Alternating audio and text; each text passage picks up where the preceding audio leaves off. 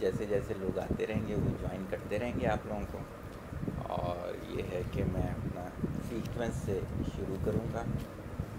साले आपका mic on है, माइक ऑफ रखें। अच्छा, आप सबसे मैंने कहा था कि पहले लेक्चर की जो है वो समरी भेज दें, तो मैक्सिमम लोगों ने समरी भेज दी।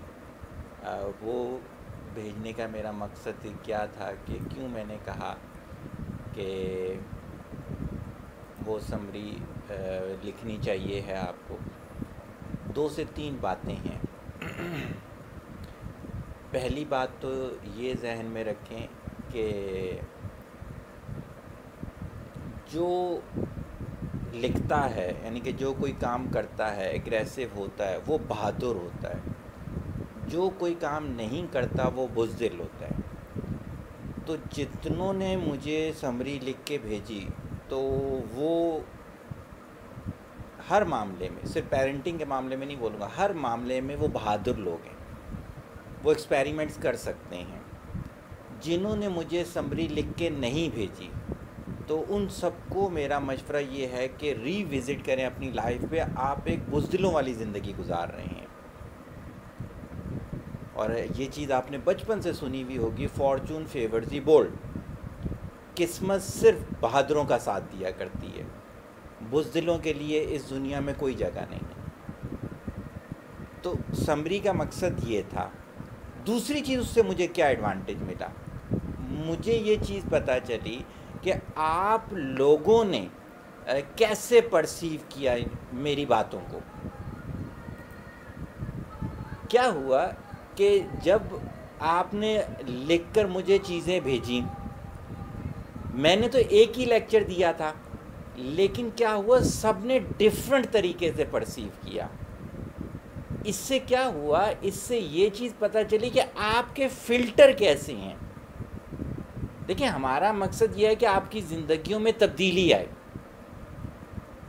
अब क्या होता है, आपने कुरान आपने पढ़ा, तफसीर पढ़ी होगी, हर रमज़ान में टीवी पे सुनते होंगे, लेकिन चूँकि हमारे फ़िल्टर ख़राब हैं, एक ही चीज़ है, एक ही रवायत होती है, एक ही हदीस होती है, एक ही इल्म की बात होती है, कोई उसको देखकर अपनी ज़िंदगी बदली कर लेता है, कोई उसको लेकर चीज़ें बेचना शुरू कर देता है।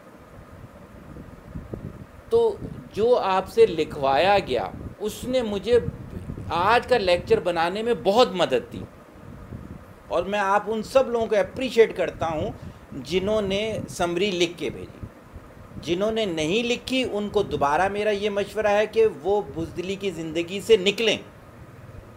इसलिए कि आपके बच्चों को बुज़दिल माँ बाप नहीं चाहिए हैं, आपके बच्चों को बहादुर माँ बाप चाहिए हैं। तो ये तो सिलसिला हो गया हमारा कि हमारा सिलसिला हो गया इससे रिलेटेड। सही होगी चीज़। अब आ जाते हैं आज के लेक्चर की तरफ। अल्हम्दुलिल्लाह मेरी कोशिश ये है कि ये जो हैं 7 महीने, जो हमने 7 महीने का कोर्स रखा, ये आपकी ज़िंदगी के कीमती तरीन महीने होने चाहिए।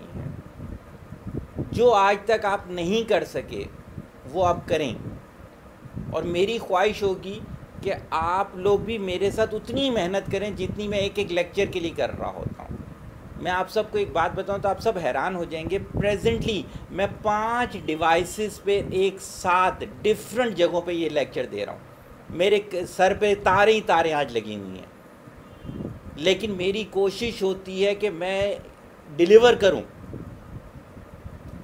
आज जो आप सुनोगे, शायद मैं कंफर्म नहीं कहता, शायद आप में से कोई भी ऐसी बच्चे की नीड्स देखा ही नहीं करता था। बच्चे की नीड्स को हम कई हिस्सों में डिवाइड कर सकते हैं। बेसिक नीड्स होती हैं, सोशल नीड्स होती हैं, डेवलपमेंटल नीड्स होती हैं, लेकिन मैंने इन सब को एक सीक्वेंस में जो है वो लिया है। क्या सीक्वेंस है वो जैसे जैसे मैं करता हुआ जाऊंगा वैसे वैसे आपको वो समझ में आना शुरू हो जाएगा। हर स्लाइड के बाद मैं आपसे कहूँगा अगर कोई सवाल करना है तो। सही होगी। सबसे पहली नीड जिसको मैं कहता हूँ 50%, मैं अगर रेशो दूँ सारी नीड्स को तो मैं इसको सबसे ज़्यादा दूंगा, 50% दूंगा। बच्चे को 50% ज़रूरत होती है। चलिए मैं रुक के कह देता हूँ, आप सब में से मुझे कौन आंसर देगा सबसे ज़्यादा बच्चे को किस चीज़ की ज़रूरत होती है? मैं 30 सेकंड तक आपके आंसर का वेट करूंगा, अगर कोई दे देगा तो वेल एंड गुड, वरना नहीं। तवज्जो और प्यार चाहिए है इसके लिए। कोई और आंसर देना चाहे? जी जी बोले।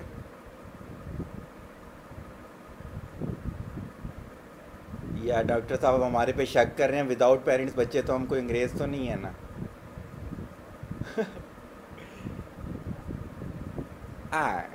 अच्छा, ये उस बकिया 50%।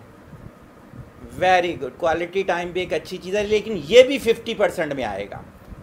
जो सारे 50% हैं वो बच्चे को पीसफुल घर चाहिए होता है, पीसफुल होम चाहिए होता है। 50% बच्चे को पीसफुल घर चाहिए है। ये पीसफुल हलाकू खान वाला पीस नहीं होना चाहिए है, ये हज़रत सलमान अलैहिस्सलाम वाला पीस होना चाहिए है। खौफ के वजह से पीस नहीं होगा वो। मैं इसके लिए डेटा शेयर करता हूँ। जैसे मैंने सर्वे रिपोर्ट शेयर की थी, आज मैंने सारा डेटा गूगल से निकाला, ताकि आप ये ना बोलें कि सर पता नहीं कहाँ सर्वे करते रहते हैं।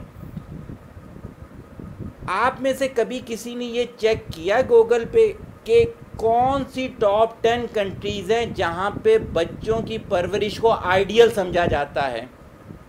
नहीं किया होगा, मैं बताता हूँ आपको। सबसे टॉप पे डेनमार्क है, नंबर 2 स्वीडन है, नंबर 3 नॉर्वे है, नंबर 4 कनाडा है, नंबर 5 नेदरलैंड है, नंबर 6 फिनलैंड है, नंबर 7 स्विट्ज़रलैंड है, नंबर 8 न्यूजीलैंड है। मैंने क्यों बताया? अब मेरी बात का जो मैंने बात बोली है उसकी दलील देने जा रहा हूँ। मैंने कहा हैप्पीएस्ट कंट्रीज़ कौन सी हैं? नॉर्वे टॉप पर है और यहाँ नॉर्वे 3 पे मौजूद है, नेदरलैंड मौजूद है, टॉप 10 में स्वीडन मौजूद है, न्यूजीलैंड मौजूद है, कनाडा मौजूद है। इसका मतलब ये हुआ हैप्पीएस्ट कंट्री होगी तो वो उसके बच्चों की परवरिश अच्छे तरीके से हो रही होगी। इसी को मैं तीसरी बात पे मिलाने जा रहा हूँ। मैंने कहा कि यार क्या पैसे वाली चीज़ को मैं कह सकता हूँ कि वो हैप्पीएस्ट फैमिली होगी? जो मैंने अभी कंट्रीज़ गिनाई हैं उनमें से सिर्फ एक टॉप 10 में आती है जहाँ पे इनकम के लिहाज से टॉप पर है। तो इसका मतलब है कि पैसे का ताल्लुक बच्चे की परवरिश से 0% है। 0% कह दिया मैंने, और आपके सामने मैंने डेटा दे दिया। इसी को आगे मैं दलील से साबित करने जा रहा हूँ। American journal of psychology, children who grow up in the stressful environment with strict parents are more likely to develop the habit of overthinking as adults. जो बच्चे स्ट्रेसफुल माहौल में बड़े होते हैं वो क्या बन जाते हैं? ओवर थिंकर बन जाते हैं। क्या बन जाते हैं? पेशेंट बन जाते हैं। क्या होता है? साइकोलॉजिकली डिस्टर्ब हो जाते हैं। Second statement, children exposed to violence in their family show the same pattern of activity in their brain as soldier exposed to combat. जब बच्चे को वायलेंस वाली फैमिली मिलती है तो बिल्कुल वो ऐसा ही होता है जैसे कि जंगी जगह पर सोल्जर कोई खड़ा हुआ हो, जो उसके दिमाग पे गुजर रही होती है, तो कैसे बच्चा अच्छी परवरिश इख्तियार करेगा। टॉप पे मैंने रखा किसको? पीसफुल होम देना है आपने बच्चे को, वैसे नहीं आएगा। पीसफुल होम के लिए मेहनत करनी पड़ती है। पीसफुल कैसे होम मिलता है?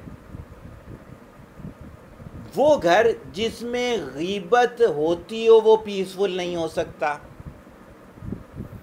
वो घर जिसमें दूसरों की खुशी में खुश ना रहते हो वो खुश नहीं हो सकते। वो घराने जो एहसासे कमतरी का शिकार हों वो कभी खुश नहीं रह सकते। वो घराने जो रब से दूर हों वो कभी खुश नहीं रह सकते।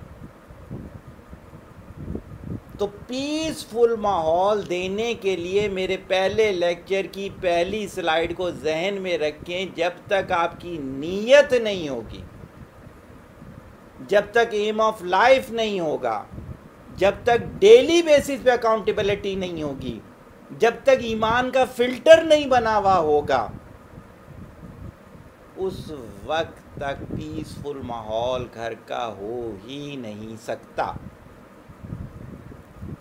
अगर कोई ये समझता है कि पीसफुल माहौल है तो वो अहमकों की जन्नत में रहता है।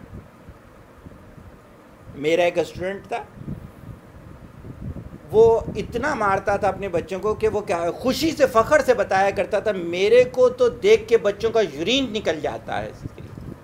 आज उसके सारे बच्चे बीमार हैं। उसको स्किन इन्फेक्शन हुआ उसके बच्चों को, वो लेकर गया तो डॉक्टर ने बगैर देखे, बगैर स्किन देखे, देखें ऑब्जर्वेशन देखें डॉक्टर की कि इसकी आंखों की मूवमेंट से समझ गया, वो बगैर चेकअप के कहता है कि तुम अपना रवैया सही करो, तुमने बीवी बच्चों को साइको कर दिया है, इनको कोई बीमारी नहीं है, सिर्फ घर का माहौल बीमारी है इसकी। तो top priority peaceful home, percentage wise 50%। कोई क्वेश्चन हो? Well and good. मैं दूसरी नीड पे जा रहा हूँ।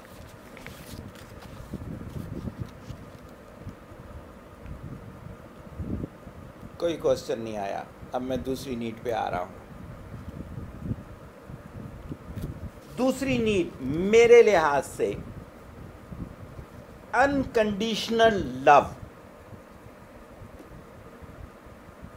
बच्चे को अनकंडीशनल लव चाहिए। अनकंडीशनल लव का मतलब समझा दूं, हो सकता है आप लोगों को अनकंडीशनल लव का मतलब ना समझ में आ रहा हो। हम बच्चे से प्यार तब करेंगे जब बच्चा 95% लेकर आएगा। नंबरों वाले बच्चे से हमें प्यार है। अगर नंबर नहीं आएंगे हमें बच्चे से प्यार नहीं है। क्लास में फर्स्ट आएगा तो हमें बच्चे से प्यार है, वरना हमें बच्चे से प्यार नहीं है। अगर बच्चा मेरी मानेगा तो मुझे उससे प्यार है, अगर वो मेरी नहीं मानेगा फिर तो मुझे उससे प्यार नहीं है, फिर तो मुझे दूसरे बच्चे से प्यार है जो मेरी मानता है। ये काम करोगे तो मुझे तुमसे प्यार है, ये काम नहीं करोगे तो मुझे तुमसे प्यार नहीं है। अच्छी नौकरी होगी तो मैं प्यार करूँगा, वरना मैं प्यार नहीं करूँगा।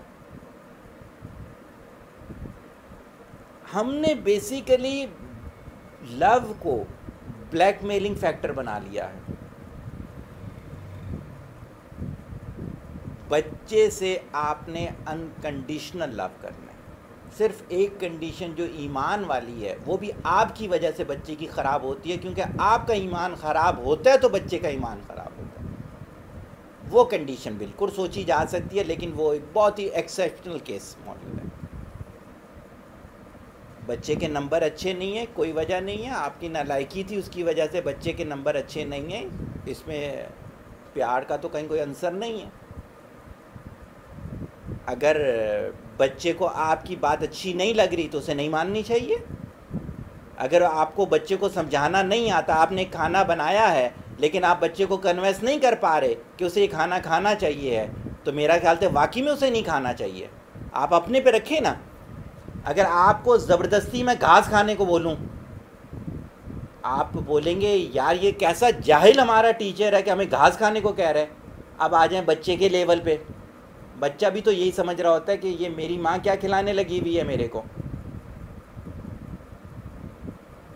सही है।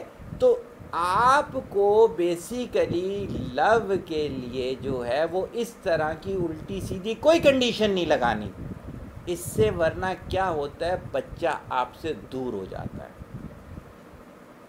फिर बच्चा क्या होता है, मेटेरियलिस्टिक होना शुरू कर देता है। फिर बच्चा क्या होता है कि उसे पाकिस्तान से बाहर किसी भी जगह अच्छी नौकरी मिलती है, वो कहता है मेरे माँ बाप ने कहा था पैसे वाला होगा तो प्यार करेंगे। सही है, पैसे भेज देंगे माँ को, क्योंकि माँ बाप ने कंडीशन हमारे साथ ये लगाई थी, कहा था कि बड़ी वाली जो है आप पोजीशन लो। सही है, मैं ऑक्सफोर्ड में चला जाता हूँ।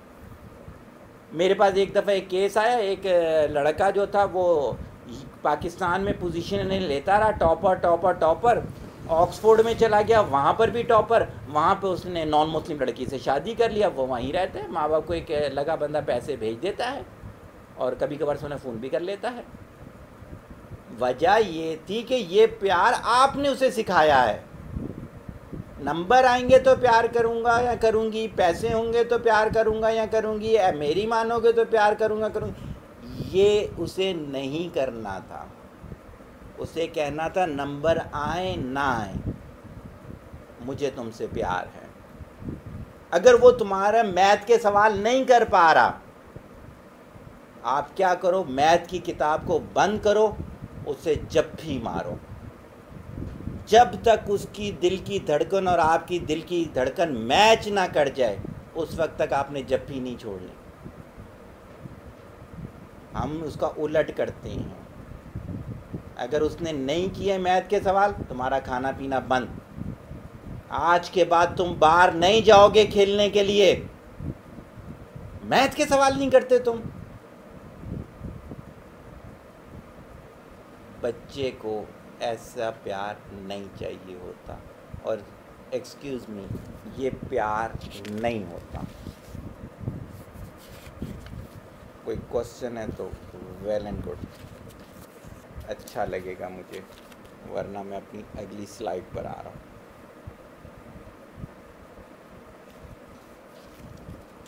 कोई क्वेश्चन नहीं आया। मेरी एक वो है, हाँ जी, आप करना चाह रही हैं क्वेश्चन? जी जी जी जी जी जी जी जी जी जी जी जी जी जी जी जी जी जी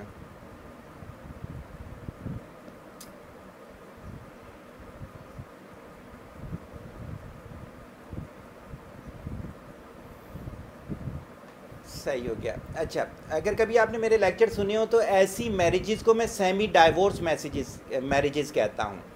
कि एक तो होती है फुली डाइवोर्स हो गई जी, अलहदा हो गए, आपके पास सिंगल पेरेंट बन गए, वो नहीं हुआ तो चले ये वाली चीज़ होगी, और ये हम पाकिस्तान में बहुत फेस करना पड़ता है। तो उसके लिए मेरा मशवरा ये है कि बच्चों से पहले फिर उनके, अगर माँ मिचोड़ है तो बाप पे मेहनत करे, बाप मिचोड़ है और माँ की वजह से बच्चे तबाह हो रहे हैं तो बाप पहले उस पर करे। अच्छा, इससे भी पहले मेरा मशवरा, बहुत अच्छी बात जहन में आ गई, कि आप अपने पे मेहनत करें।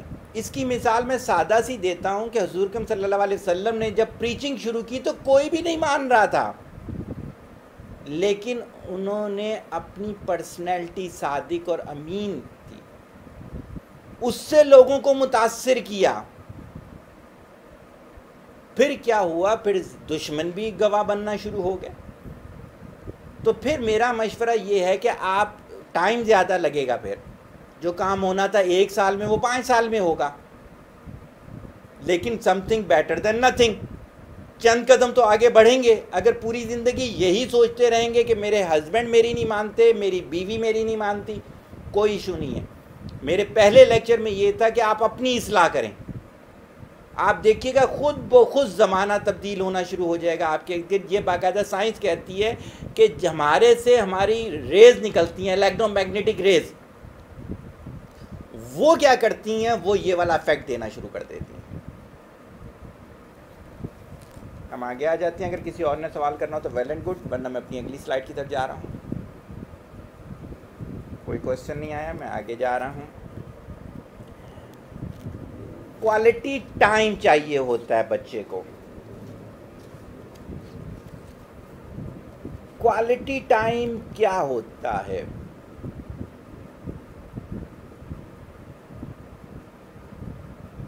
एक दफ़ा अशफाक अहमद साहब की जो मिसेस थी, बानो कुसिया, जी हाँ बिल्कुल सही ध्यान आ गया, वो दोनों एक प्रोग्राम में थे।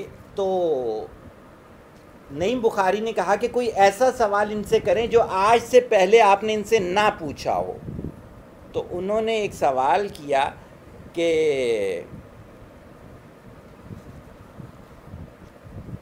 जब आप और मैं कमरे में तन्हा होते हैं तो क्या आपके दिमाग में सिर्फ मैं होती हूँ या कोई और भी होता है? तो अशफाक अहमद साहब ने कहा था, मैं इसका जवाब नहीं दूंगा। जब आप और बच्चे साथ हों तो सबसे पहली चीज़ तो ये होनी चाहिए कि आप दोनों हों, यानी बच्चे और आप। ऐसा ना हो कि आपके दिमाग में आपका बिजनेस चल रहा हो, आपके दिमाग में आपके दोस्त चल रहे हों, नहीं, फिर क्वालिटी टाइम नहीं होगा। टेक्नोलॉजी, गैजेट आपके साथ नहीं होने चाहिए जब आप बच्चों को टाइम दे रहे हैं। वो या साइलेंट मोड पे होने चाहिए या बंद होने चाहिए, क्योंकि वो बच्चों का टाइम है, वरना क्वालिटी टाइम बन ही नहीं सकता। क्वालिटी टाइम देने के लिए आपको अपने आप को इम्प्रूव करना पड़ेगा, डेली बेसिस पे स्टडी करनी पड़ेगी आपको। बच्चे ने सवाल किया, और बच्चे की ब्यूटी ये होती है उसके पास तो सवाल ही सवाल होते हैं, वो बेइंतहा सवाल कर रहा होता है, लेकिन हमारे पास उसको देने के जवाब नहीं होते, क्योंकि हमने अपनी ग्रूमिंग ही नहीं कराई हुई। अगर बच्चा सामने देखता है टीवी पे वॉर मोल का कोई कॉन्सेप्ट देखता है, तो वो कहता है कि बाबा मामा ये कैसे हुआ? आपको वॉर मोल का पता ही नहीं है। लाइट की वेलोसिटी से कोई जा रहा हो, बच्चा कोई सवाल करते, क्या इज इट पॉसिबल? लेकिन क्या है, आपने कभी स्टडी ही नहीं की भी। आप तो बच्चों को सिर्फ खिलौना समझते हो।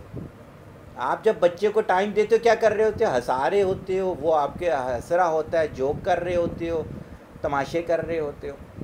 आपके पास उसके सवालों के जवाब नहीं होते। आपसे पूछा जाए कि जी आप ऐसा क्यों करते हैं, तो आप कहते हैं नहीं, इसकी उम्र नहीं है, इसको अभी समझ नहीं आएगी। बच्चे को आपसे ज़्यादा समझ आती है। मैं छोटी सी मिसाल दे देता हूँ। मेरा एक स्टूडेंट है, वो वुड का काम करता है, वुड मेकर है।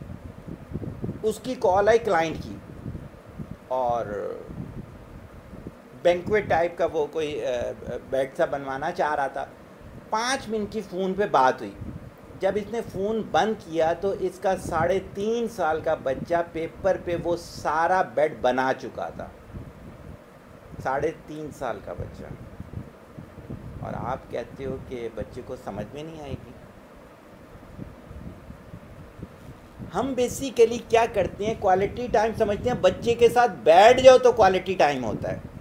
मेरे क्लाइंट ने कहा, सर जितना मैं बीवी बच्चों को टाइम देता हूँ ना, कोई भी नहीं देता होगा। आप यकीन करें, उसकी बीवी भी इल्म में बहुत ही एवरेज रह गई थी, हालांकि वो एमएससी थी, लेकिन ऐसों के उसमें आके उसने अब एजुकेशन छोड़ दी। बच्चे तो बिल्कुल ही पीछे थे। अब मैंने कहा कि मैं इसको कैसे समझाऊं, तो मैंने कहा अच्छा कौन कौन सी किताबें पढ़ रहे हो ना, तो उसने बताई मेरे को, ये हो जाती है, वो हो जाती है। मैंने कहा अच्छी बात है इसमें।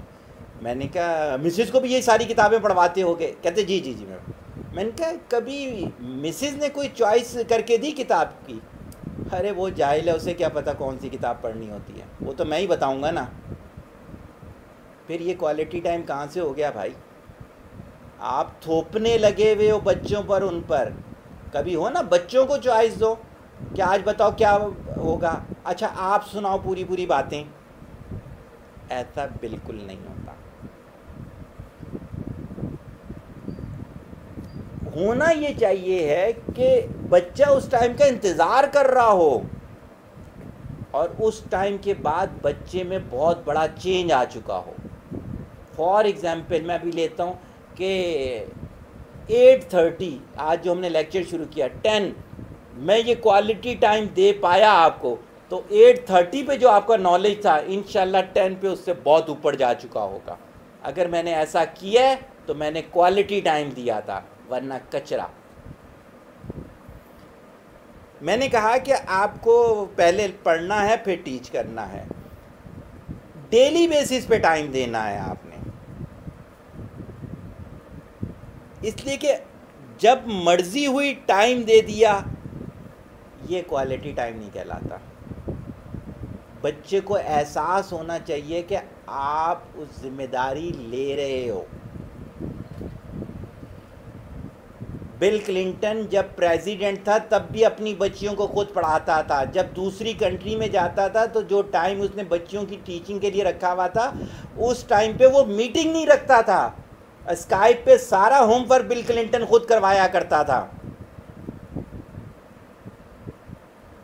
उसे पता था कि मैंने अपने बच्चों को क्वालिटी टाइम देना है।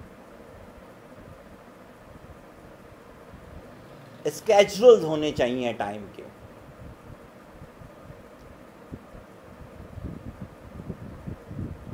बच्चे के साथ जब क्वालिटी टाइम गुजारा जा रहा हो तो उसको ओपन चांस दिया जाए बोलने का, उसको दरमियान में टोकना नहीं चाहिए। ये आगे जाके भी किसी स्लाइड के अंदर मैं तफसीली बताऊंगा। हर थोड़ी देर के बाद टोकना शुरू कर दोगे तो फिर तो आपने वही काम किया, अपनी मर्जी थोपने लगे हुए हो, क्वालिटी टाइम तो ना हुआ वो भी।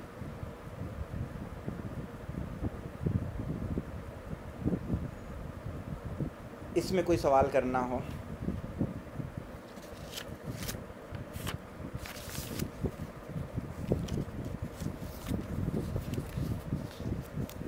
जी डॉक्टर साहब। जी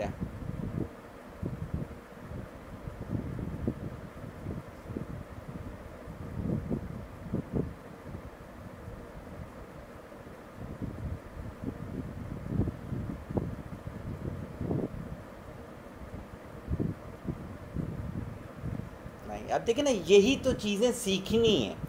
जैसे अभी मैं ले लेता हूँ कि जी 3 बच्चों ने एक साथ कहना शुरू कर दिया कि जी पहले तो ये किया उसने, उन्हें तीनों ने कोई एक साथ बोलना शुरू कर दिया। आप थोड़ी देर बोलने दें उनको।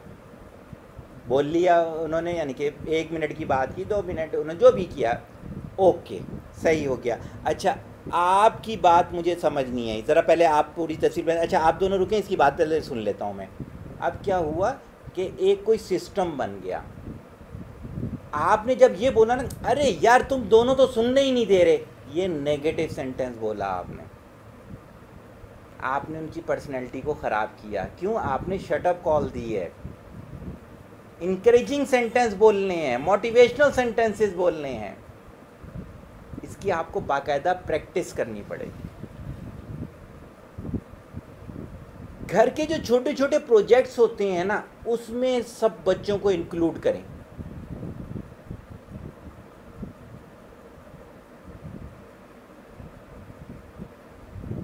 कमरे को नीट करना है, लॉन्ड्री डे है, कपड़े धोने हैं जिस दिन, सही हो गए कि कुर्बानी आ रही है, गोश्त की डिस्ट्रीब्यूशन है, सही हो, अगर जानवर लेकर आ गए हैं तो जानवर कैसे संभालना है, सब चीज़ों में उनको लेकर इन्वॉल्व करें।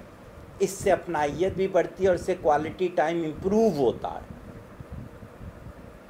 हमेशा किताबों को उनके साथ बैठ के पढ़ें ताकि उन्हें रीडिंग करना है। टीवी उसके साथ बैठ के देखें, कमेंट्स करें, उनके कमेंट्स लिया करें, उनके कमेंट्स को अप्रिशिएट किया करें, उनके कमेंट्स को इम्प्रूव करवाएं, उनके क्वेश्चन को अप्रिशिएट करें। हम तो उलट करते हैं।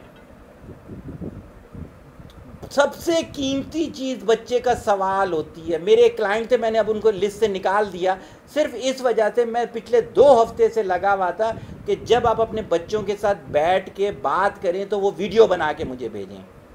मैं देखना चाहता था इनके बच्चों के क्वेश्चन का स्टैंडर्ड क्या है। उन्होंने नहीं बनाया। मैंने कहा क्यों? कहते सर बच्चों के क्या क्वेश्चन होते हैं। अरे बच्चे के ही तो क्वेश्चन होते हैं। हमारा आज का system, educational system, parenting system उनके इतनी बड़ी सलाहियत को नाकारा करवा देता है। बच्चा सवाल करता है तो हम क्या कहते हैं, क्या हर वक्त सवाल सवाल सवाल लगाई हुई है, चुप करके पढ़ते क्यों नहीं हो? अरे पढ़ने में तो कुछ रखा ही नहीं है, सारा कुछ रखा वही सवाल के अंदर था। तो बच्चे के सवालों को अप्रिशिएट करें, सवालों को इम्प्रूव करवाएं, इल्म वाले सवाल करना उसे सिखाएं। ऑलरेडी होते हैं लेकिन उसमें और ज़्यादा लेकर आएं। मैं इंशाल्लाह एक वीडियो बनाने जा रहा हूं, जो बच्चे मेरे साथ वक्त गुजारते हैं, मैं उनकी एक निश्चित इंशाल्लाह शेयर करूंगा आप लोगों के साथ। और आप देखिएगा कितनी कम उम्र बच्ची हैं वो, और माशाल्लाह उनके क्वेश्चन कैसे हैं। खुद भी हॉबीज़ रखें और बच्चों की भी हॉबीज़ बनवाएं,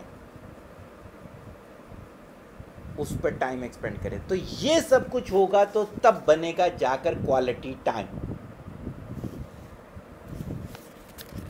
sure sure sure sure.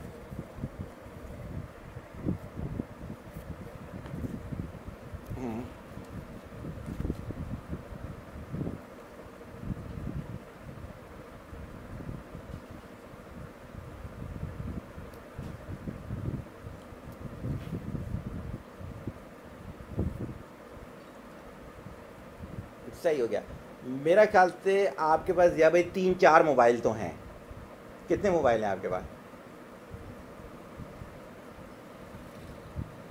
Jaya भाई, I am waiting for your answer.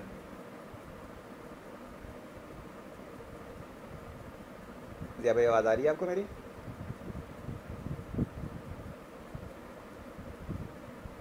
दो है ना। अब क्या है कि आपने अब वो पुराने वाले दौर में ना जाए ना। आपने क्या करना है, कहना है बेटा अभी रिसर्च करना सिखाता हूँ आपको। चलो बेटा, अब आ जाते हैं कि चांद की, जैसे मेरे भतीजे ने पूछा चांद पे जो उसकी सरफेस है उसका कलर कैसा है। मैंने कहा बेटा सबसे पहले तो हम लगाते हैं नील आर्मस्ट्रॉन्ग की वो वीडियो, जब उसने चांद पे कदम रखा, ठग से हमने किया। फिर हमने कहा ओहो, तुमने पता है ये जंपें क्यों लगा रहे हैं? इसलिए कि वहाँ की ग्रेविटी और यहाँ की ग्रेविटी में फ़र्क है। अच्छा तुम्हें पता है ग्रेविटी क्या होती है? ग्रेविटी ये चीज़ होती है। अच्छा अब देखो तुम्हें, अच्छा ये इसकी यहाँ की मिट्टी कैसी लग रही है? अरे ये तो वही वाली लग रही है। चलो ये देखो, तुम्हारी भी चीज़ क्लियर होगी, मेरी भी चीज़ क्लियर होगी, हमें ग्रेविटी भी पता चल गई। यही तो टीचिंग का आर्ट होता है।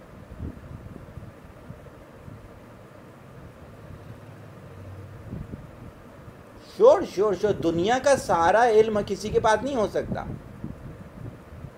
कोई छोटी से, इवन मैं अपने भतीजों को पढ़ा रहा होता हूँ तो कोई न्यूमेरिकल फंस जाता है तो मैं उन्हें कहता हूँ कि ओके मिल के तलाश करते हैं कि इसका फार्मूला कौन सा होना चाहिए है। हम तलाश करते हैं, तो इसमें कोई शर्मिंदगी वाली बात नहीं होती है। अच्छा अभी हमारा वो टाइम आउट हो रहा होगा, जब ख़त्म होगा तो मैं दोबारा से मीटिंग का वो कर दूंगा और आप सबकी दोबारा से रिक्वेस्ट एक्सेप्ट कर लूँगा। उस तरह से फिर हम चलते रहेंगे। अच्छा श्योर श्योर श्योर श्योर। जी जी।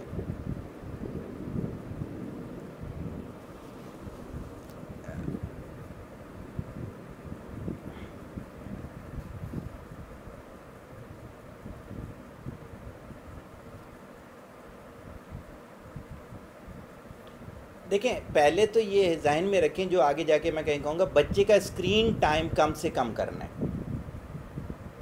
माजरत के साथ, आप सबके साथ माजरत के साथ, जिन पेरेंट्स के बच्चे ज़्यादा स्क्रीन पे होते हैं वो नालायक पेरेंट्स हैं सारे के सारे। उन्होंने फालतू कामों में अपने आप को इतना बिज़ी किया हुआ है कि इन गैजेट्स देकर अपनी जान छुड़ाई हुई है। सबसे पहले मैंने माजरत किया, फिर मैंने आप सबको बोला, बच्चा पेरेंट्स अगर उसके स्केजुअल के साथ उसकी ज़िंदगी को बिज़ी करें तो बच्चे को इन गैजेट की ज़रूरत ही नहीं है। पहली चीज। दूसरी चीज, बिल्कुल आपने बच्चे की हॉबी नहीं बनानी। मेरा पहला लेक्चर कि आपने बच्चे के ऊपर कोई चीज थोपनी नहीं है, आपने उसे बहुत सारी हॉबीज बतानी है कि वो क्या होती हैं। फिर आपने बताना है दुनिया के किन लोगों की कौन कौन सी हॉबीज थी, और फिर उसमें से उसको आपने ओपन चांस देना है कि वो जिसको पिक करना चाहे वो उसको पिक कर ले, कोई ऐसी बात नहीं है। सही होगी चीज़। अब हम आगे आएंगे। हमारे इधर आज लाइट भी चली गई है, उनको पता था कि आज मैं लेक्चर दे रहा हूँ। अच्छी बात। तो हम आ गए, अपना क्वालिटी टाइम मैंने आपको बता दिया, और अब हमारे क्वालिटी डायलॉग की तरफ।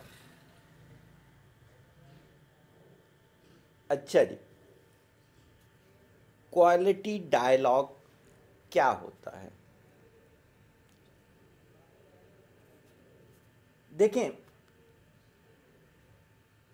बहुत अच्छी बात है, बहुत अच्छी बात है कि अगर आप अपने बच्चे के साथ मकालमा करते हैं।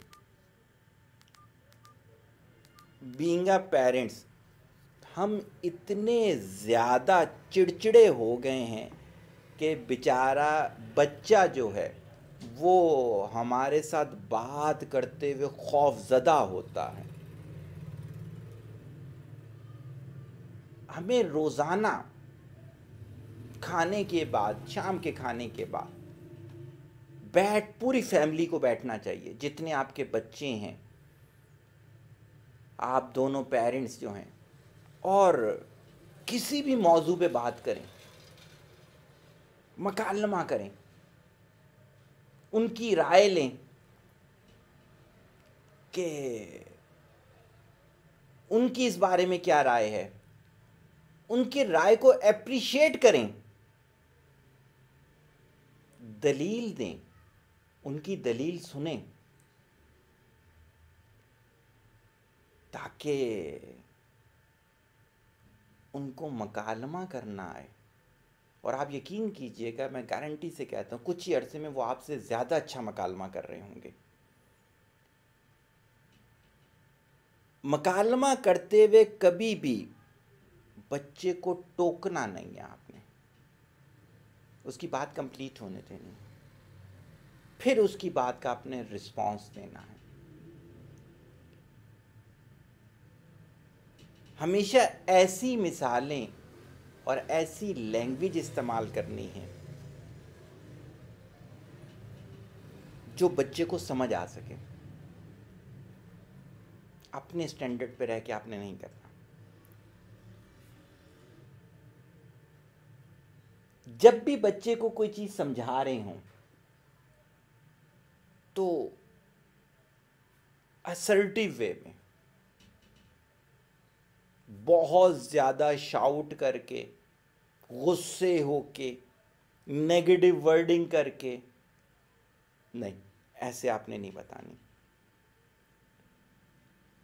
कभी भी बच्चे को क्रिटिसाइज नहीं करना, या जितने भी लोग वहाँ बैठे हुए हों उन्हें आपने क्रिटिसाइज नहीं करना। जैसे अगर फादर है तो मदर पे क्रिटिसाइज करना शुरू कर दे, माँ है तो बाप पे करना शुरू कर दे। और अक्सर बेशतर हमारे इधर का एक अलमिया है, माँ बात कर रही होती है तो बाप के ख़िलाफ़ लगी हुई होती है, बाप कर रहा होता है तो माँ के ख़िलाफ़ लगे हुए होते हैं, या फिर क्या होता है। अच्छी बात, तो हम चल रहे थे यहाँ तक। गाली गलौज नहीं होनी चाहिए है। कोशिश करें कि आप रोल मॉडल बन रहे हो वहाँ पर।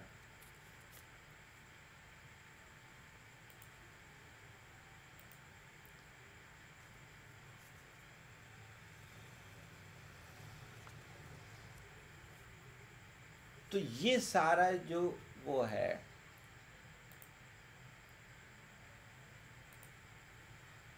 टाइम है, ये आपका जो है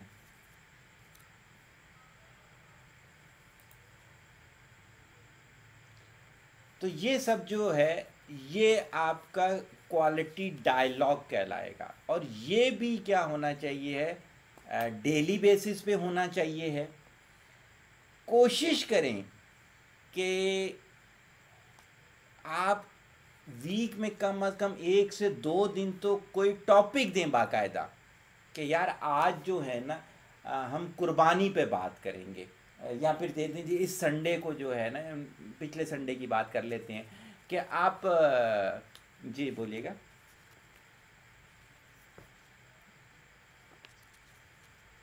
हम्म, हम्म, हम्म, हम्म, हम्म।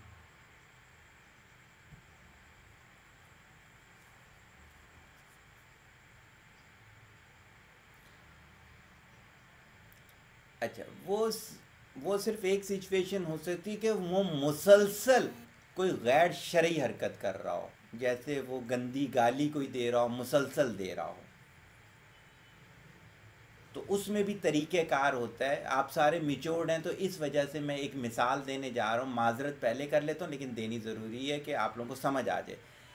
मेरे पास एक मिसाल थी कि वो लड़का जो था उसे समझ नहीं थी ऐसी बातों की, तो वो अपनी पूरी फैमिली के साथ देख रहा था टीवी, और एकदम किसी चीज़ पर वो कहता है कि हंसता हुआ, इसने तो इसकी ना एमसी कर दी।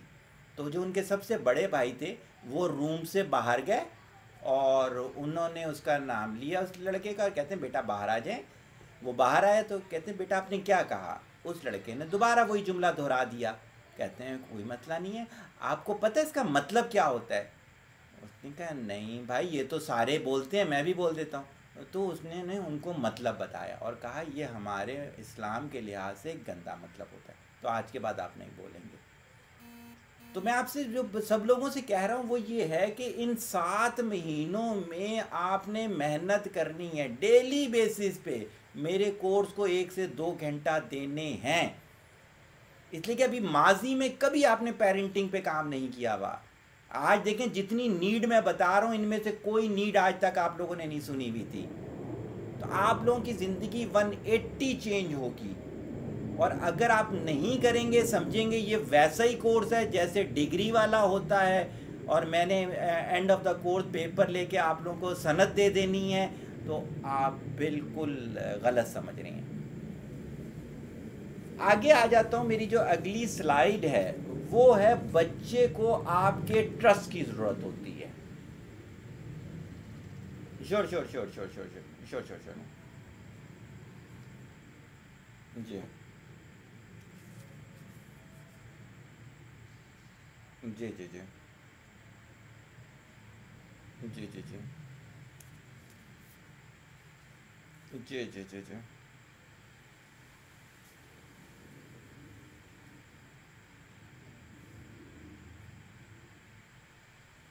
जी हाँ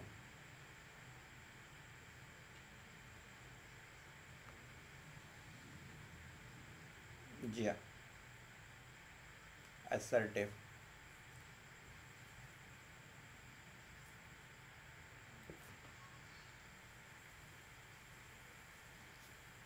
हाँ।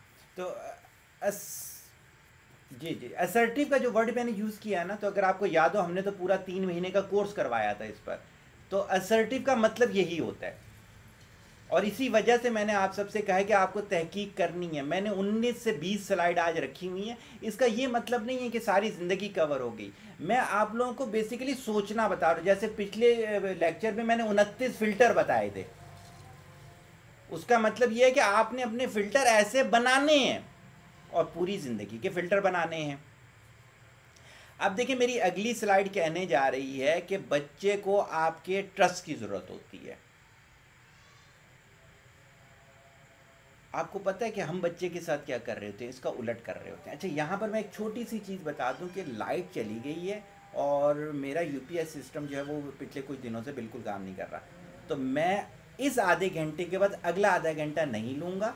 अगर लाइट आ जाती है तो वेल एंड गुड, और ये वाली चीज़ फिर मैं इसी तरह से फिर किसी ट्यूसडे में को आपको बता दूंगा, कवर करवा दूंगा आपको। सही हो गया, इसके लिए पहले से मैं माजरत चाहता हूँ। अच्छा, हम क्या कर रहे होते हैं, हम ये कर रहे होते हैं, हम बच्चे पे शक कर रहे होते हैं। कमरे में खिलौना टूटा हुआ है, हम आए, XYZ बच्चे का कोई भी नाम है, तुमने तोड़ा है? बच्चा कहते हैं नहीं, सच सच बताओ तुमने तोड़ा है नहीं तोड़ा? वो कहते हैं नहीं नहीं मामा मैंने तोड़ा। मैं कह रही हूँ सच बताओ। अरे भाई वो बेचारा 3 दफ़ा सच बता चुका है। आपने अगर उसका सच नहीं मानना तो भाई पहले ही कह दो तुम ही ने तोड़ा है, बात ही ख़त्म हो गई। ये शक क्यों उसके अंदर लेकर आ रहे हो? आपको पता है साइकोलॉजी कहती है जिन बच्चों पर शक किया जाता है वो बच्चे आगे जाके सेक्सुअली चीज़ों में इन्वॉल्व हो जाते हैं। हमने हजरत से एक दफ़ा सुना कि वो पुराने दौर में उनके उस्ताद पढ़ाया करते थे तो सूरज की रोशनी पर एक पत्थर रखा हुआ था कि रोशनी जब यहाँ तक आ जाएगी। सबा बेटा पूछना तो पूछें।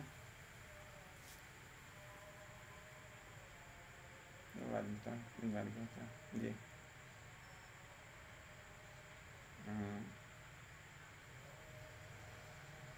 नहीं, पॉइंट आउट नहीं, नहीं नहीं नहीं नहीं नहीं नहीं बिल्कुल। देखिए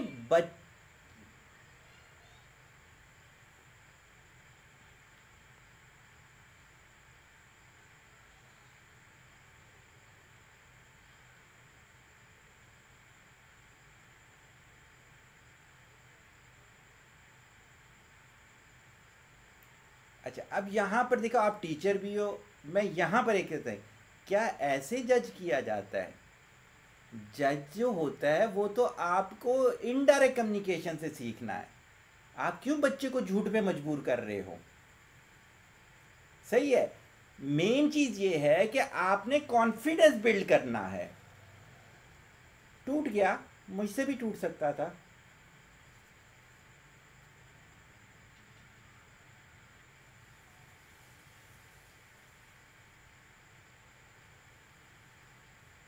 जा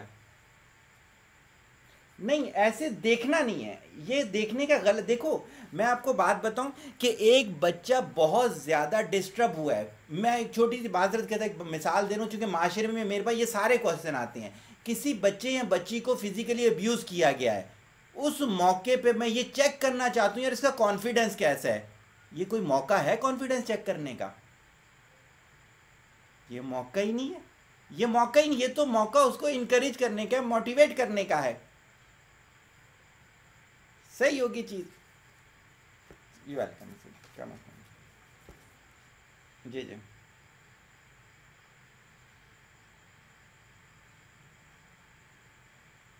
मैंने कहा था वो सेक्सुअली चीजों में इन्वॉल्व हो जाते हैं, ये साइकोलॉजी कहती है।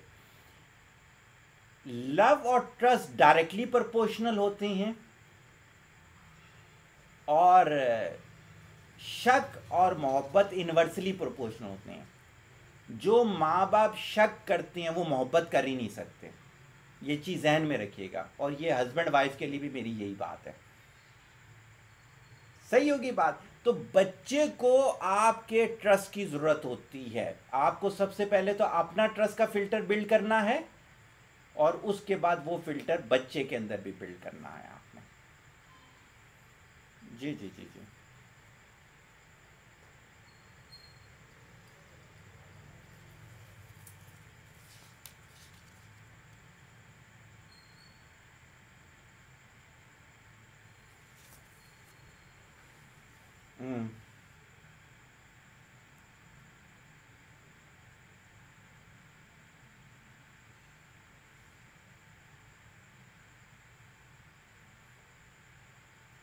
देखें इसमें इसमें देखें सबसे पहली चीज़ इसमें वजह ये है कि आपने अपना ईमान का फ़िल्टर इतना मिचोड़ नहीं किया हुआ कि बच्चे के ईमान का फ़िल्टर बन जाए।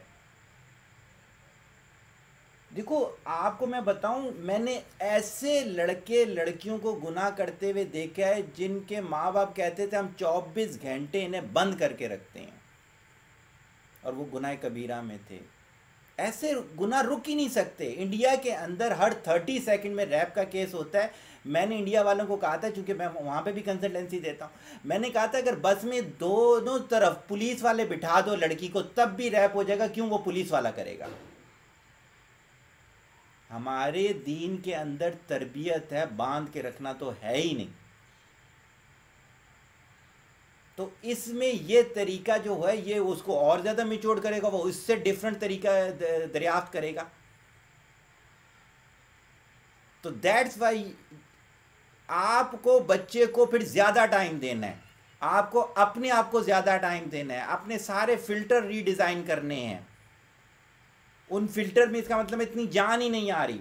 जैसे मैं आपको बात बताऊं कि बच्चे अक्सर हमें कहते हैं कि माँ बाप हमें तो कहते हैं कि झूठ ना बोलो, पूरा दिन खुद झूठ बोलते रहते हैं। हमें जिस अल्लाह से डरा रहे होते हैं खुद उस अल्लाह से डरते ही नहीं है। तो कैसे हो सकता है कि बच्चे में तब्दीली आएगी? बोलने से थोड़ी आती है। आप अपने अंदर तब्दीलियां लेकर आओ, खुद ब खुद इर्द गिर्द होना शुरू हो जाएगा। तो ये वाली वर्किंग जब तक आप अपने पे नहीं करोगे, बच्चे को आपने तीसरे नंबर पे इस्लाह करनी है। सबसे पहले अपनी करनी है, फिर दूसरे नंबर पर अपनी करनी है, तीसरे नंबर पर जाकर बच्चे की होती है। अच्छा जी, मेरा ख्याल से हम शायद एक ही फिल्टर वो है स्लाइड और डिस्कस कर सकें, मुझे लग रहा है। बहरहाल देखते रहते हैं। क्वालिटी लैंग्वेज, बच्चे को कोई एक क्वालिटी लैंग्वेज की ज़रूरत होती है। हम बहुत सारी लैंग्वेज तो सिखा रहे होते हैं, उसमें कोई एक भी क्वालिटी नहीं होती। जैसे फॉर एग्जाम्पल सबसे ज़्यादा तो हम जो मुतासिर हैं वो इंग्लिश से हैं। आप कभी इर्द के पेरेंट्स की इंग्लिश सुनिएगा। मैंने तुम्हें क्या कहा है? स्टैंड अप हो जाओ। अभी तक तुम स्टैंड अप नहीं हुए हो। ये क्या तुम इसको बिल्ली को बिल्ली बिल्ली कहते रहते हो? कैट नहीं कह सकते, ये कैट होती है।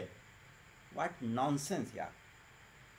ना उस बेचारे की इंग्लिश अच्छी रहेगी ना उसकी उर्दू। आप टोटल इंग्लिश में फिर शुरू कर दो। आप उस लेवल की इंग्लिश पहले खुद सीख लो ना। हकीम सईद ने एक दफ़ा मेरे से कहा था, कहते हैं सगीर बेटा, गलत इंग्लिश बोलने से बेहतर नहीं है कि दुरुस्त उर्दू सीख ली जाए। आप जी बोलते हैं।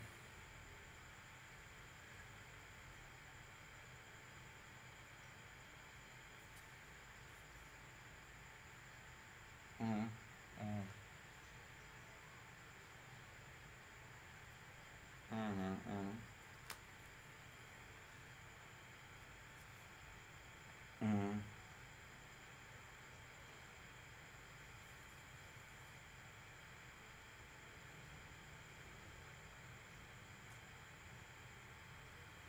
उसकी क्रिएटिविटी ख़त्म हो गई। मैं आपको डॉक्टर अताउर रहमान की इस रिसर्च बता रहा हूँ, डॉक्टर सलमान आसिफ की कह रहा हूँ कि 7 साल की उम्र तक। मैंने डॉक्टर अता का जब इंटरव्यू किया था उस वक्त डॉक्टर अता ने डायरेक्ट मेरे से कहा था, मैं ये सुनाई बात नहीं कर रहा, डायरेक्ट मेरे से कहा था, सगीर मैं ये कहता हूँ कि शुरू के 7 साल तक इब्तदाई उम्र में सिर्फ मादरी ज़ुबान में पढ़ाना चाहिए। कहता है जो उसकी मादरी ज़ुबान है। और मैं आज इतनी रिसर्च करने के बाद इस नतीजे पे पहुंचा हूं कि जब हम उसको इन ज़ुबानों में डाल देते हैं उस बेचारे की क्रिएटिविटी मर जाती है। मैं एक दफ़ा बलूचिस्तान के स्कूलों के सर्वे पे गया तो मैंने उनसे एक चीज़ पूछी ना, चेयर से रिलेटेड। तो बुत बने हुए बैठे हुए थे, तो मेरे साथ जो उनके साथी थे उन्होंने कहा कि सर इसको बलूची में समझाना पड़ेगा। उसने बलूची में बोला। आप यकीन करें बच्चे ने उसकी ऐसी ऐसी वैरायटी मुझे समझाना शुरू की, मैं हैरान रह गया। तो क्या है कि आपको अगर इंग्लिश ही करवानी है तो पहले फिर अपनी इंग्लिश बेहतर करें, उस पर रिसर्च करें, उसमें सोचना सिखाएं। देखिए जब तक उसके पास जो है अनलिमिटेड वोकैबलरी नहीं होगी वो कैसे सोचेगा। आपने उसे कैट सिखा दिया, आपने उसे सिट डाउन सिखा दिया, इससे क्या उसकी क्रिएटिविटी पूरी हो गई? वो तो जहाज बनाने जा रहा था, जहाज तो आपने बताया नहीं। तो दैट्स वाई। जी जी बोल रहे हैं।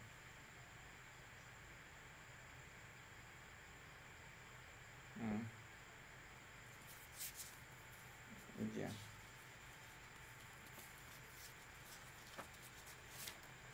और भी होती हैं, और भी होती हैं, लेकिन ये चूंकि सबसे ज़्यादा ख़तरनाक है तो इस वजह से इसको मैंने हाईलाइट कर दिया, वरना 9 तरह की हैबिट होती है। वो झूठ बोलना शुरू कर देता है, सही हो कि ना, वो एहसास कमतरी का शिकार हो जाता है, वो धोखेबाज हो जाता है। तो ऐसी 9 जो हैं वो होती हैं कि जो इसमें आ सकती हैं।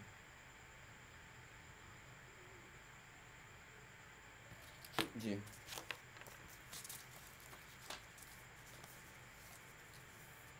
अच्छा, हकीम सईद के पास जब मैं गया था, मेरा अपना वाक़या है, तो मैं इंग्लिश में वो एप्लीकेशन लिख के गया। महमूद, उनके सेक्रेटरी का नाम भूल गया, वो नौनिहाल में भी एडिटर थे।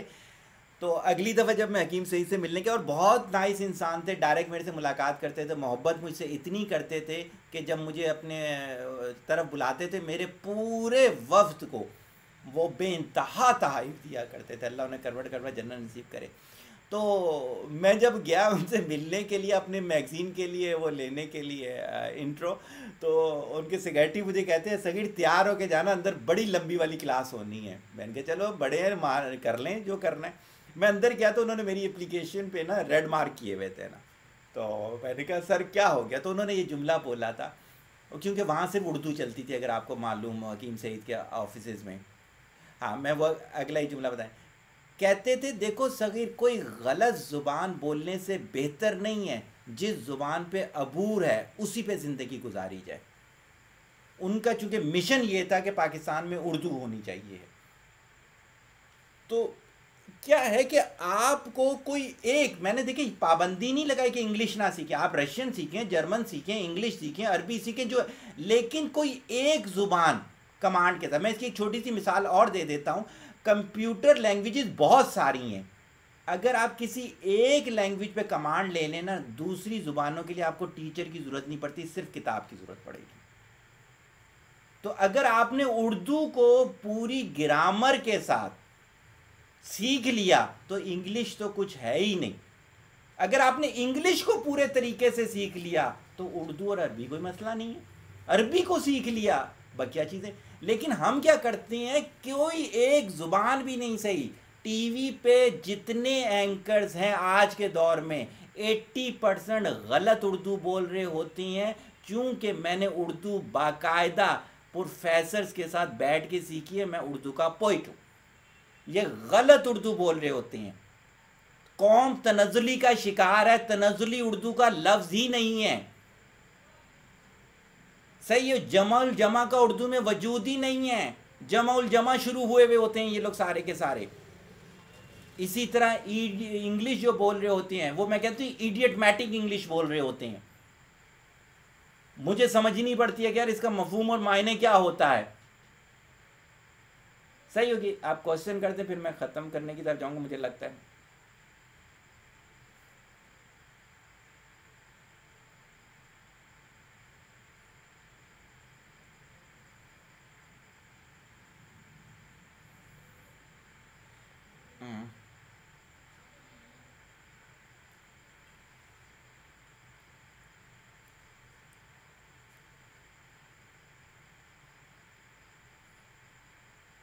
आप कभी ना इसको नजम सेठी की बेटी को सुनिएगा, सही होगी ना। इसको तीनों ज़ुबानों पे कमांड हासिल है, हालांकि उसने बेसिक सिर्फ पंजाबी सीखी थी।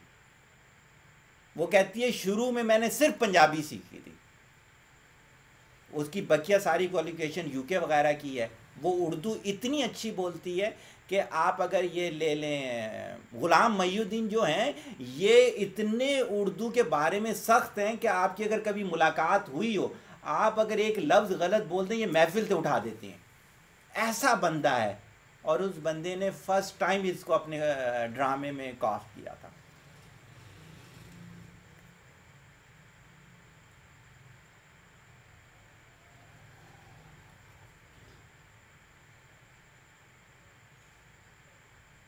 नहीं नहीं नहीं, आप मेरा क्वेश्चन नहीं कह, मेरा आंसर, मैं ये कहता हूं कि आपको किसी एक जुबान पे मेहनत करनी है। भाई स्कूल में इंग्लिश, आप इंग्लिश ख़त्म तो नहीं करवाएंगे, इलाके में पंजाब। आप बेसिकली अगर चाहते हो उर्दू पे, तो आप उसको उर्दू सिखाओ ना। आप वही भी, क्या होता है कि स्कूल से 5 मुहावरे आए, इसके जुमले बना दो, आपने जुमले बनवा दिए, इसमें उर्दू कहाँ है? आप जितने लोग हो, मैं एक जुमला बोलने जा रहा हूं, शायद सभा को पता हो चूंकि पढ़ा रही है वो आजकल। यक लफ्जी, बा लफ्जी, सह लफ्जी, चहार लफ्जी, जुमले के बारे में जानते हैं आप लोग? अच्छा अच्छा, मुफ़ाइलुन, मुफ़ाइलुन, मुफ़ाइलीन, इस वजन पे कोई एक सेंटेंस बोल के बताएं मुझे।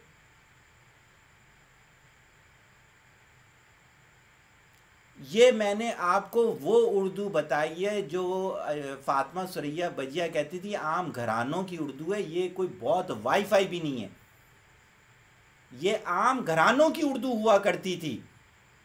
लेकिन क्या है कि हमने इसके अंदर इंग्लिश फंसा दी, ना इंग्लिश आती है हमें, ना उर्दू आती है, फिर अरबी डाल ली हमने इसके अंदर। आज हमें कोई एक ज़ुबान भी ऐसी नहीं आती कि जिसके बारे में मैं आपको बोलूं कि यार मुस्तनद आर्टिकल आप लोग लिख सकते हो। तो बच्चे को कोई एक क्वालिटी लैंग्वेज सिखाएं, बकिया जो करना है करें, लेकिन खुदारा एक क्वालिटी लैंग्वेज उसकी नीड है, वरना वो पूरी ज़िंदगी तड़पता रहेगा और उसे समझ नहीं आएगी कि गलती किसकी थी, टीचर्स की थी, पेरेंट्स की थी, किसकी थी? भाई पेरेंट्स की गलती थी। सही हो गया। लाइट नहीं आई है और मेरी बैटरी सिर्फ 5% है, तो अब मैं क्लोजिंग की तरफ जाता हूँ। तो मैं इंशाल्लाह ये नेक्स्ट ट्यूसडे जो है कोशिश करूँगा उसी पे रिपीट कर दूँ। सही हो गया। इसमें आप लोगों को एडवांटेज ये मिल गया है, एक तो मैंने आज जानबूझ के स्लाइड नहीं भेजी, मैं कल स्लाइड्स भेजूंगा आपको। आज का लेक्चर हो गया और कोशिश मेरी है कि आज का लेक्चर रिकॉर्ड भी हो जाए। तो डिवाइसेस बहुत सारी लगी हुई हैं, मुझे नहीं पता कि किसी में रिकॉर्ड हो रहा है या नहीं हो रहा, मुझे तो इन लोगों ने, सारी टीम ने तारों में फंसा दिया है। आप ये गौर कीजिएगा, जो जो बातें मैंने की बिल्कुल ऑनेस्ट रह के क्वेश्चन भेजा करें। पूरा महीना होता है आप लोगों के पास वर्किंग करने का, रोज़ाना 1-1 घंटा इन चीज़ों पे वर्किंग किया करें। आप तब्दील होने के लिए बैठें। अगर मेरे जैसे नालायक बंदे को इतनी चीज़ें समझ में आ सकती हैं, तो आप लोग तो सारे जीनियस हो। तो आप लोगों को भी इंशाअल्लाह ताला ना सिर्फ समझ में आएगी, बच्चे जो आपकी औलाद है वो आपको दुआएं देगी कि हमारे वालिदैन ने हमें सिखाने के लिए अपनी इस्लाह की। तो मुझे उम्मीद है कि इंशाअल्लाह ताला आज की बातें भी आपको अच्छी लगी होंगी, और इंशाअल्लाह ताला आप इसी तरह से मेहनत करते रहें। तो इंशाअल्लाह नेक्स्ट ट्यूसडे का मैसेज मैं आप लोगों को डाल दूंगा। सेम टाइम रखेंगे 8:30 to 9:30, 1 आवर में मैं क्लोजिंग कर दूंगा। दुआओं में याद रखिएगा। अस्सलाम वालेकुम।